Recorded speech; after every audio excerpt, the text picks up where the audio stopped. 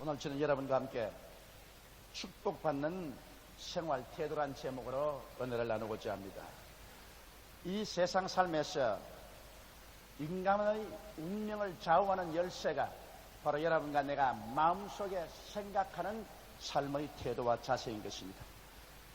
이 세상을 살아가는 모든 사람에게 순풍에 돛을 단 듯이 순경을 쫓아 살아가는 사람도 있고 또 역풍을 만나서 고생하는 사람도 있습니다.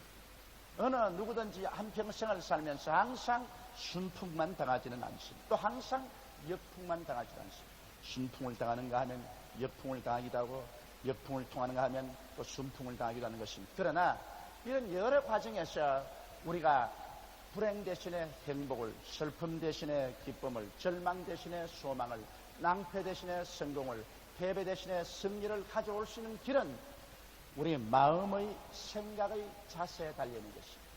마음의 생각 그 자세가 여러분과 나의 운명을 갈림길에서 좌냐 우냐를 결정지어 주는 것입니다. 그러면 오늘 이 시간에 우리의 삶을 행복하게 성공적으로 살아갈 수 있는 우리 마음의 자세, 가장 중요한 7가지 요소를 저는 여러분에게 말씀해 드리고자 하는 것입니다. 첫째로 여러분, 우리가 인생을 살아가면서 역경과 순경을 통해서 언제나 승리롭게 살기 위해서는 마음속에 분명하고도 영롱한 내일에 대한 꿈을 가져야만 하는 것입니다. 왜냐하면 꿈을 잃어버린 사람은 삶의 방향을 잃어버린 사람인 것입니다. 여러분, 대도시에 가서 길을 잃어버리고 방황하면 얼마나 당황하겠습니까? 그보다 더 산중에 들어가서 길을 잃어버리면 더 무서울 것입니다. 망망한 대양에서 배를 타고 가다가 나침판을 잃어버리고 대양에서 떠돌게 된다면 그야말로 절망일 것입니다. 그러나 그보다 더 가장 큰 절망은 인생 항해로에서 갈 길을 잃어버린 것입니다. 아담과 하와의 자손들은 하나님을 반역하고 에덴에서 쫓겨나고 난 다음에 그 영이 죽어버리고 말하셨습니다. 그러므로 하나님과의 교제가 전적으로 끊어지고 말았기 때문에 영원한 천국에 대한 꿈을 잃어버리고 말하셨습니다. 꿈을 잃어버린 인류는 이 세상에서 어디에서 와서 왜 살며 어디로 가는지 방향 감각을 전혀 잃어버리고 이 세상에 사는 동안 육신의 정욕과 안목의 정욕과 이 세상 자랑을 따라서 살며 시기하고 분노하고 질투하고 시비 걸고 싸우고 죽이며 몸부림치다가 결국에는 영원한 파멸로 떨어져 버리고 마는 것입니다. 이러므로 우리에게 참으로 인생을 가치 있게 살고 유유히 살아갈 수 있게 되기 위해서는 여러분, 영원한 꿈이 있어야 되는 것입니다. 하나님이 세상을 이처럼 사랑하사 독생자를 주시니 누구든지 저를 믿으면 멸망하지 않고 영생을 얻으려는 하나님의 초청이 우리에게 주어진 것입니다. 사랑은 주는 것입니다. 적게 사랑하면 적게 주고 많이 사랑하면 많이 줍니다. 하나님이 세상을 이처럼 사랑하시는데 얼마나 사랑하셨을까요? 우주를 주고도 바꿀 수가 없는 창조자 그 아들 예수님을 우리에게 주셔서 그 아들을 십자가에 못 박아 몸을 찢으시고 피를 흘리시게 하셔서 그 살을 먹여주시고 피를 흘려 마시게 해주셔서 우리의 일생의 죄악에서 우리를 씻어주신 하나님의 사랑은 이 세상에 형언할 수 없고 비교될 수 없는 크나큰 사랑인 것입니다.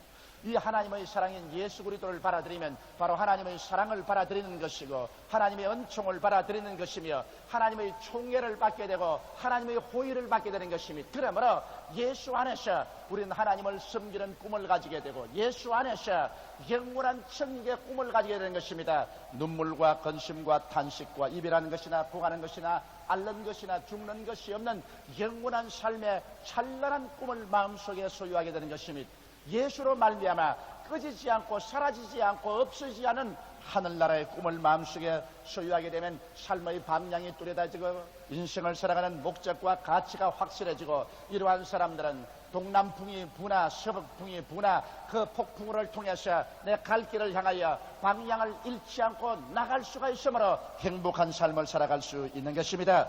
여러분, 우리가 인생을 살아가면서 하늘나라의 꿈만 분명히 가질 뿐 아니라 이 세상에 사는 동안 이 세상의 꿈도 분명히 가져야 되는 것입니다. 내일에 대한 꿈이 있는 사람이 삶에 이욕이 넘쳐나고 그 꿈이 있는 사람이 매일같이 발전 있는 삶을 살아가게 되고 또 성취의 환희와 기쁨이 그 마음속에 넘쳐나는 것입니다. 이렇기 때문에 우리는 모두 다 영원한 꿈을 예수 안에서 가지고 그리고 매일매일 살아가는 현실 생활에서 우리의 내일에 대한 꿈을 가지고 살아야 이러한 사람이 마음속에 행복과 성공을 가지고 살아갈 수 있는 것입니다. 둘째로 우리들은 우리의 마음속에 언제나 교만을 경계해야만 되는 것입니다. 교만은 패망의 선봉이요 거만한 마음은 넘어짐의 앞잡이라고 성경은 말하고 있는 것입니다. 교만은 자기 자신을 과대평가하면서 생겨난 것입니다. 자기 이상의 가치를 부여해서 그래서 말이나 행동이나 생활에 건방지고 거만하게 행동할 때 교만이 되는 것입니다. 바로 이 세상의 사탄은 교만으로 말미암아 타락했습니다. 사탄은 원래 하나님께서 가장 영화롭고 가장 아름다운 천사장으로 만들어졌습니다. 그래서 하나님의 거룩함을 지키는 기름 부은 자로 만들어주시고 하늘의 모든 음악을 총괄하게 만들어주셨습니다. 그러나 사탄은 자기의 아름다움을 보고 난 다음 자기 아름다움에 도취되어서 그만 자기를 과대평가했습니다. 나라고 하나님이 못되란 법이 있느냐, 나보다 하나님이 무엇이 더 잘났느냐. 그래서 자기를 과대평가해서 그때부터 거만하게 되었습니다. 하나님 앞에서 금방지게 행하고 거만한 생각을 가지고 자기 보좌를 지극히 높은 북극에 높여서 하나님과 대등되기로 생각을 했었습니다. 그래서 하나님께서 더럽게 여기셔서 그를 하늘에서 쫓아내어서 만세 버림받은 존재가 되게 하시고 사탄이 되게 만드십니다. 이러므로 여러분, 교만한 마음은 넘어짐의 앞잡이인 것입니다. 패망의 앞잡이인 것입니다. 이러기 때문에 자신만이 잘났다고 생각하는 이 거만한 행동을 우리는 언제나 조심하고 겸허한 마음을 가져야 되는 것입니다. 이 세상에 어린애들이 학교 시험 칠 때도 너무 자신만만하다고 하는 애들은 시험에 실패합니다. 시험을 칠 때도 겸허하게 되고 내가 아주 잘 아는 것도 겸허하게 되고 잘 아는 길도 내가 겸허하게 찾아나갈 때 실족을 하지 않은 것입니다. 인간에게서 행복을 가져오고 성공을 가져오는 마음은 바로 겸허한 마음인 것입니다. 옛말에도 전투에 이기고 난 다음 투구를 벗지 말란 말이 있는 것입니다. 성경 말씀에 보면은 그돌라오멜 왕이 소돔 왕과 고모라 왕과의 연합군이 일대 격전을 해서 소돔과 고모라 왕을 격파하고 그 군대를 괴멸시키고 그 모든 백성들을 남녀노유 다 사로잡고 재산을 다 탈취해서 이기 양양하여 자기 고향으로 돌아가는데 롯과 그 가족도 같이 잡혀갔습니다. 이 소식을 들은 아브라함은 도저히 적수가 되지 않은 자기 집에서 기른 사병 318명을 거느리고 야움을 타서 들어가셨습니다. 그돌라오멜은 전쟁에 이기고 난 다음에 그만 자신만만해서 교만해지고 말한 것입니다. 투구를 벗어버리고 신발을 벗어버리고 주지 육림에 빠져서 얼건이 취해서 정신이 없었습니다. 그럴 때 야음을 타서 아브라함의 318명의 가신들이 공격에 들어가서 대군대 그돌라오멜의 연합군을 산산조각으로 격파해버리고 그들을 완전히 괴멸시키고 그리고 모든 소돔과 고모라의 백성과 재산과 조카 롯을 구원해 놓은 사건인 것입니다. 이것은 교만해서 이제 자기 아니고는 아무도 할 수 없다는 그러한 자신감을 가졌다가 흑점을 보여서 파멸해버리고 말한 것입니다. 그러므로 언제나 우리의 마음속에 겸허하게 하나님의 도움을 구하면서 인생을 살아나가면 이러한 사람은 아무리 크게 성공해도 결코 흑점을 보여주지 않는 삶을 살게 되는 것입니다. 셋째로 우리는 끊임없이 우리의 마음속에 탐욕을 경계하는 삶의 태도를 가져야 하는 것입니다. 탐욕은 자기의 분수를 뛰어넘어서 욕심을 내는 것을 말하는 것입니다. 여러분, 아담이 왜 타락했었습니까? 아담이 사람으로 시험을 받았으면 사람으로 살아야지 어디 금방지게 자기 분수를 내면서 사람이 하나님이 되려고 하는 것입니까? 하나님께서는 각 사람에게 다 분수를 주었었어요. 성경은 하나님께서 각 사람에게 나누어 주신 믿음의 분량대로 지혜롭게 생각하라고 말했습니다. 하나님께서는 모두 다 우리에게 지혜를 주시고 총명을 주시고 믿음의 분량을 주셨습니다. 그 분량대로 지혜롭게 생각하는 것이 참으로 지혜롭게 인생을 사는 것입니다. 아담은 사람으로 지음받았은즉 끝까지 사람으로 살아야지 왜 지가 감히 하나님이 되겠다고 생각합니까? 그래서 그만 하나님이 못 먹게 한 선악과의 열매를 따먹고 하나님처럼 되려고 하다가 처참하게 버림을 받아서 그와 그 자손들이 영이 죽고 수많은 사람들이 지옥의 쓰레기더미에 불타게 만들어버리고 말한 것입니다. 이것이 바로 탐욕의 비극적인 결과인 것입니다. 인류 역사를 보게 될지라도 언제나 지도자가 자기의 분수를 넘어서 다른 나라를 침략하려고 탐욕을 가질 때 수많은 사람들에게 슬픔을 가지고 왔었습니다.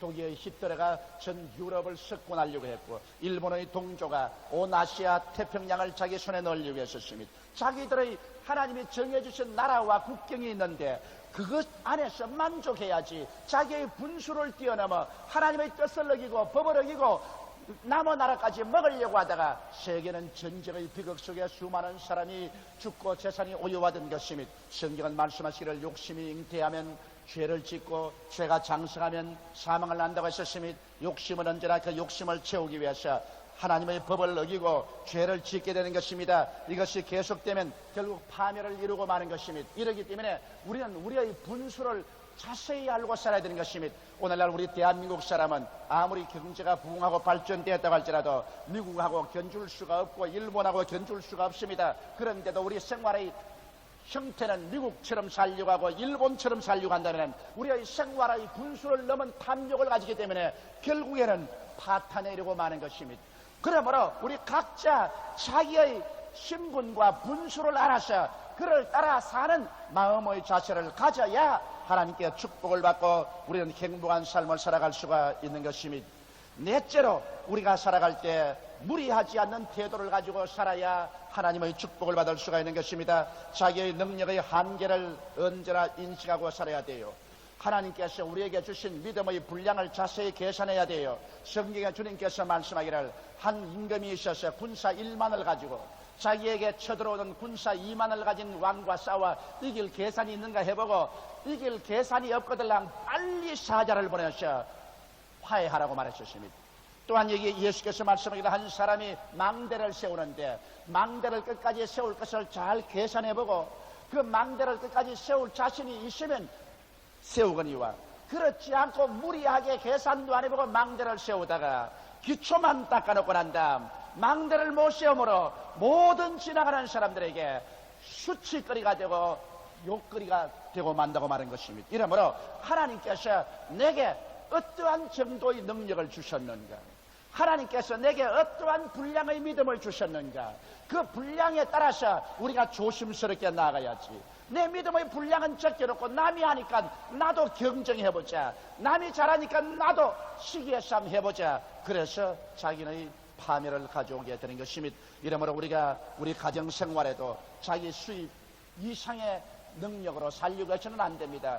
남편이나 아내나 다 합쳐서 수입이 50만 원이면 50만 원 한계에서 살아야지 70만 원, 80만 원짜리 생활을 하려고 하다가는 나중에 빚더미에 올라앉고 파탄해야 되는 것입니다.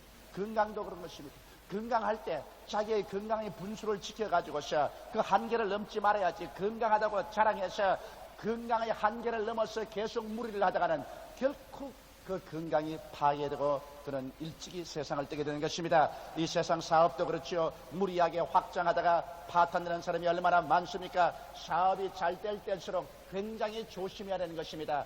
잘 된다고 해서 갑자기 무리를 내서 은행 빚을 내고 사채를 내가지고서 무리하게 확장했다가 나중에 경기가 지나고 나면 파탄이 될 때가 많은 것입니다. 이렇기 때문에 언제나 자기에게 주신 능력의 한계점을 인식하고 무리하지 않게 살아야 되는 것입니다. 인생은 무리함으로 파탄이 이르게 되는 것입니다. 하나님께서 어느 정도 내게 믿음의 분량을 주셨는가, 그 믿음의 분량을 분명히 알고 하나님께 레마를 받았어야 해야지. 하나님께로부터 레마를 받지도 아니하고 하나님의 능력 한계점을 알지도 못하고서 뛰어가면 안 되는 것입니다. 바울은 말씀하기를 내게 능력 주시는 자 안에서 내게 능치 못하심이 없다는 것입니다. 내가 하나님께 기도하고 난 다음 하나님이 내게 능력을 주시면 그 능력 주시는 그 한계 내에서 바울은 모든 것을 할 수 있다고 말했지, 하나님의 능력을 넘어서 모든 것을 할 수 있다고 말하지는 아니했던 것입니다. 그 다음 다섯째로 우리는 마음의 평안을 갖고 사는 태도를 취해야 되는 것입니다. 우리의 마음속에 불안의 폭풍과 휘몰아치면은 그가 아무리 부귀, 영화, 공명, 권력을 가지고 있다 해도 그것은 아무 의미가 없는 것입니다. 이 세상에 사람을 가장 행복하게 하는 것이 마음의 평화입니다. 평화가 없이 뿌리가 뛰어들려서 내 마음이 불안하고 가정에 평화가 없고 나의 생활에 평화가 없으면 이 세상의 부귀, 영화, 공명이 무슨 소용이 있습니까? 이러므로 우리는 진실로 평강이 왕 되시는 하나님 앞에 나와서 예수님을 진실로 믿고 모시고 순종하는 삶을 살 뿐 아니라 여러분과 내 마음 가운데 평화를 빼앗아가는 요소를 제껴야 되는 것입니다. 평화를 빼앗아가는 요소가 바로 우리의 마음속에 죄인 것입니다.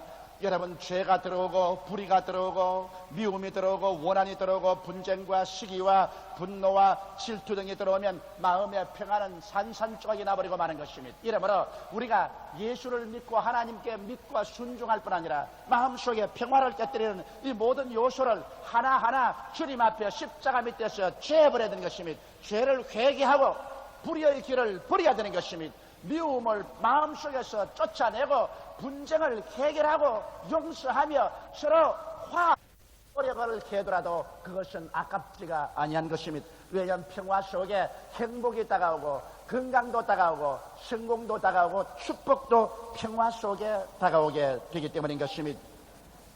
여섯째로 우리들은 항상 기뻐하는 태도를 가지고 살아야만 되는 것입니다. 여러분, 인생은 슬픔과 기쁨의 갈림길에 있는 것입니다. 기쁨을 택할 수도 있고 슬픔을 택할 수도 있습니다. 인생을 살면서 항상 기쁨만 다가오는 일은 없습니다. 또 항상 슬픔만 다가오지도 않습니다.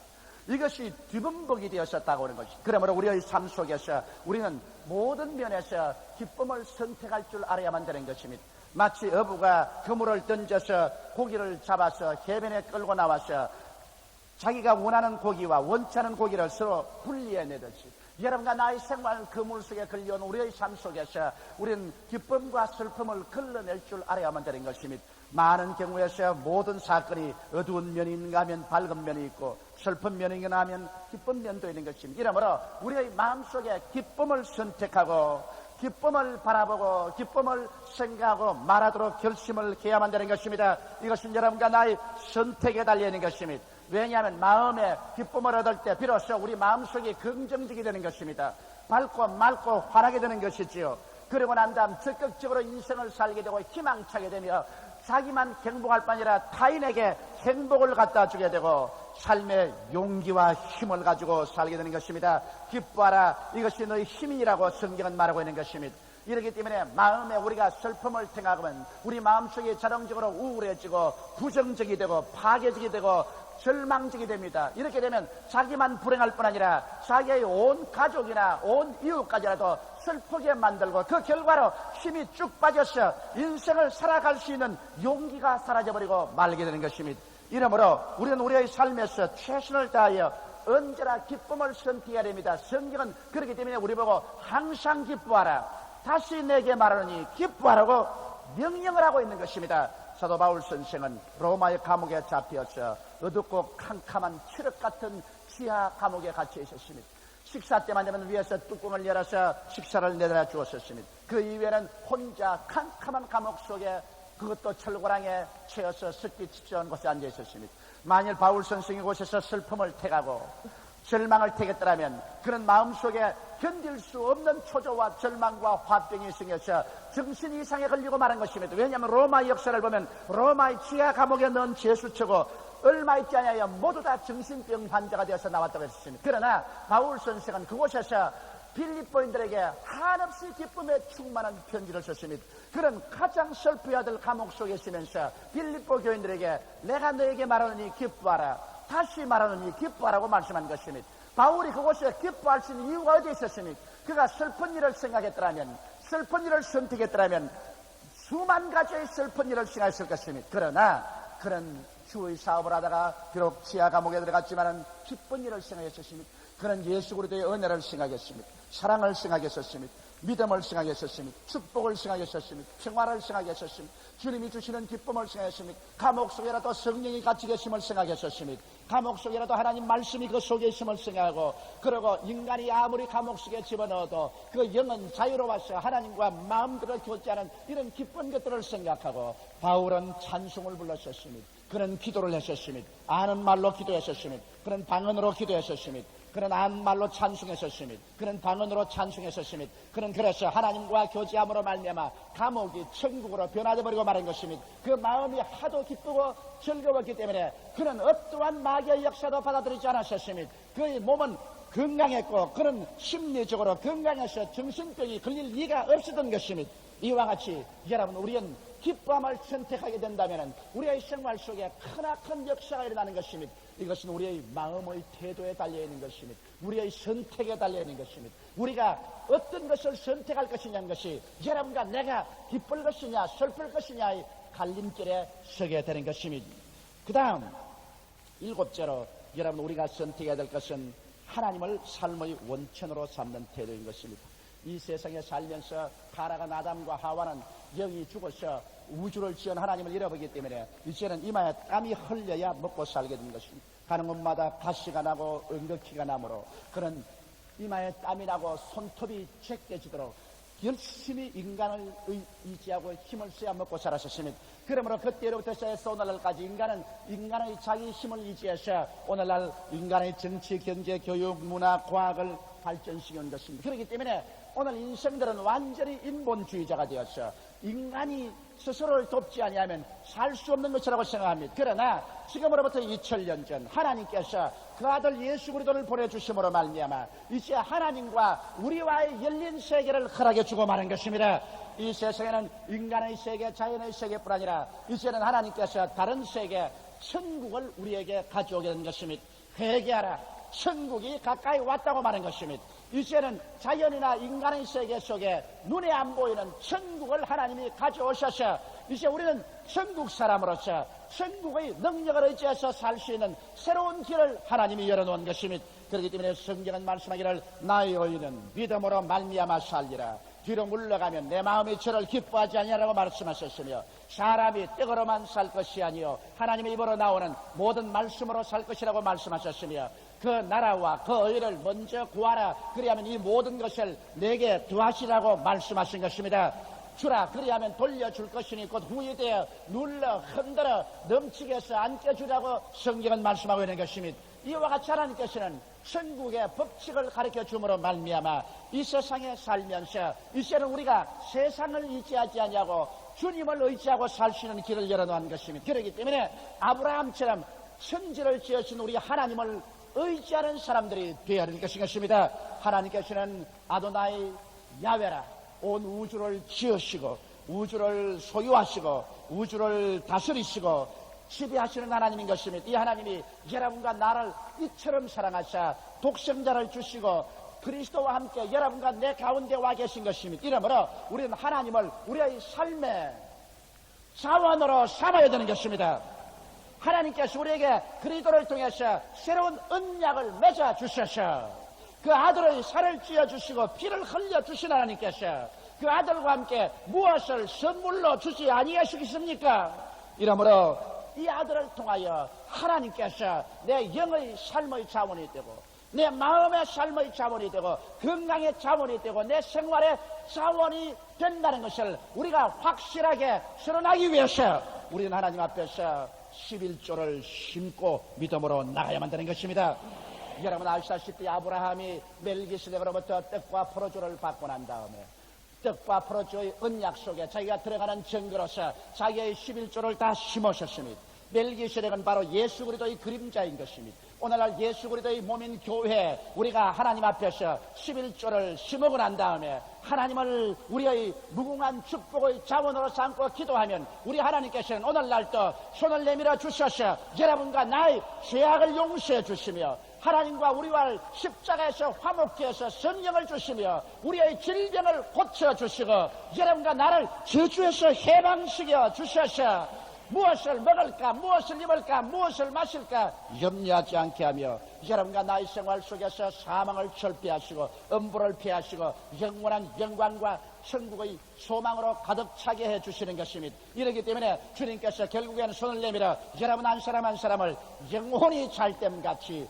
범사에 잘되며 강건하고 생명을 얻되 넘치게 얻는 하나님의 자녀로 삼아 주시는 것입니다. 사랑하시는 성도 여러분, 오늘 우리가 인생을 살면서 우리의 마음의 생각의 자세를 어떻게 취하는가에 따라서 이 인생 삶에서 폭풍 속에 살기도 하고 평안 속에 살 수도 있는 것입니다. 성경에는 밝히 말합니다. 사랑하는 자여 지킬 만한 것보다 내 마음을 지켜라. 생명의 근원이 이에서 남이니라. 마음의 생각의 태도를 여러분 좌우할 수 있는 사람은 여러분 자신인 것입니다. 여러분 자신이 마음의 운전대를 잡고 있는 것입니다. 나는 오늘 여러분에게 촉구합니다. 꿈을 가진 사람들이 되시기를 주의 이름으로 부탁합니다. 겸허하게 인생을 살게 되시기를 주의 이름으로 부탁합니다. 인생을 자기 실력 한도에서 살고 무리하게 살지 않게 되기를 축원합니다. 마음의 평안을 가지고 사는 여러분 되시기를 바랍니다. 마음의 기쁨을 가지고 여러분 인생을 살아가는 여러분이 되시기를 주의 이름으로 축원합니다. 그리고 여러분이 항상 하나님을 전폭적으로 의지하고 살아나가는 여러분 되시기를 주의 이름으로 축원합니다. 다 같이 고 계시겨 기도드리겠습니다. 만군의 야훼 우리 아버지 하나님이시여, 우리들은 하나님이 주신 이 아름다운 세계에 살면서도 우리 스스로의 삶의 태도를 잘못 가짐으로 말미암아 길로 가지 않고 진흙창으로 들어가서 방황할 때가 얼마나 많았는지 모릅니다. 하나님께서 오늘 이 시간에 우리에게 길을 만들어 놓으시고 길로 나오라고 초청할 때 우리 아버지 마음의 올바른 자세를 취함으로 우리의 삶이 탄탄대로를 걸어가게 도와주시옵시고 산골짜 험한 길 진흙창으로 들어가서 인생의 수많은 상처와 고통을 받는 자리에 들어서지 않게 도와주시옵소서. 오 우리 하나님이여, 우리들에게 지혜를 주시고 총명을 주시고 주의 손을 내밀어 우리를 붙잡아 이끌어 주옵소서. 우리는 한 사람 없이 다 무지하고 목매합니다. 내 아버지 하나님 있으여 주님께서 도와주시옵소서. 예수님 이름 받들어 기도드리옵나이다. 아멘. 잠시 동안 고개 숙이시기 바랍니다. 여러분 가운데 아직 예수를 믿지 않은 사람이나 믿다가 타락한 사람은 우주의 고아들입니다. 우주의 고아들. 길을 잃어버렸습니다. 어디서 와서 왜 살게 어디로 가는지 모릅니다. 하나님을 떠난 사람은 이 세상에 버림받은 자인 것입니다. 오늘 주님께서는 우주의 영원의 고아가 되지 말고 예수를 통해 하나님 품에 안겨서 삶의 방향을 알고 의미를 알고 삶을 뜨겁게 살며 즐거움을 가지고 살고 큰 소망 중에 살기를 원하십니다. 하나님 알고 난 다음에 인생에 사는 모든 삶이 의미가 있고 가치가 있지, 하나님 떠나시는 삶의 의미도 가치도 없는 것입니다. 난 아직 예수를 믿지 않습니다. 믿다가 타락했습니다. 그러나 주님께 돌아오기를 원하니 오늘 나를 위해서 기도해 주시면 대강당에서 일어나 주시기 바랍니다. 베들레헴, 예루살렘, 바울, 가나안, 요한, 야고보, 베드로, 베레스다, 센터 1층홀, 강동, 강남 각 지역 성전에서도 일어나시기 바랍니다. 이 시간에 일어나셔 예수를 구주로 모시고 새로운 삶을 시작하십시오. 하나님의 성령께서 여러분 마음에 녹구하고 부를 그때가 기회인 것입니다. 내일로 미루면 내일은 여러분이 안 다가옵니다. 사탄은 말할 것입니다. 너 구원받을 필요가 없다. 그러나 하나님 말씀합니다. 구원을 받고 하나님 백성이 되고 영원한 축복 속에 들어오라고 말씀하시는 것입니다. 오늘 이 시간에 하나님 성령의 음성을 들은 사람은 수호도 주지하지 말고 일어나서 결단을 내리십시오. 나는 앉아서 고요히 혼자 믿겠다. 여러분 고요히 믿는 사람은 한 사람도 천국에 들어가지 못합니다. 왜 그러냐? 네가 사람들 앞에서 나를 부끄럽게 여기면 나도 하나님의 사자들 앞에서 너희를 부끄럽게 여기리라고 말했습니다. 담대하게 하나님 앞에 서서 구원을 받지 못하는 사람은 앉아서 고요하게 구원은 절대로 받지 못합니다. 오늘 이 시간에 일어서신 여러분은 이 기도를 따라해 주십시오. 이 기도를 통해서 여러분 오늘 이 시간에 구원을 받고 하나님 백성이 됩니다. 살아계신 하나님 아버지, 저는 죄인입니다. 어디에서 와서 왜 살며 어디로 가는지 알지 못하고 방황하며 지냈습니다. 오늘 하나님의 부르심을 받고 믿음으로 일어났습니다. 예수님의 십자가 보혈로 저를 씻어 주시옵소서. 저를 위하여 죽으시고 저를 위하여 부활하신 예수님을 제 구주로 모셔드립니다. 지금부터 영원토록 주님과 함께 살겠습니다. 하나님은 내 아버지가 되셨습니다. 예수님은 나의 구주가 되셨습니다. 저는 하나님의 자녀가 되었습니다. 저를 구원시켜 주시니 감사합니다. 하늘문을 열어 주시옵소서. 성령으로 채워 주시옵소서. 사랑으로 채워 주시옵소서. 믿음으로 채워 주시옵소서. 소망으로 채워 주시옵소서. 축복으로 채워 주시옵소서. 예수님 이름으로 기도드리옵나이다. 아멘.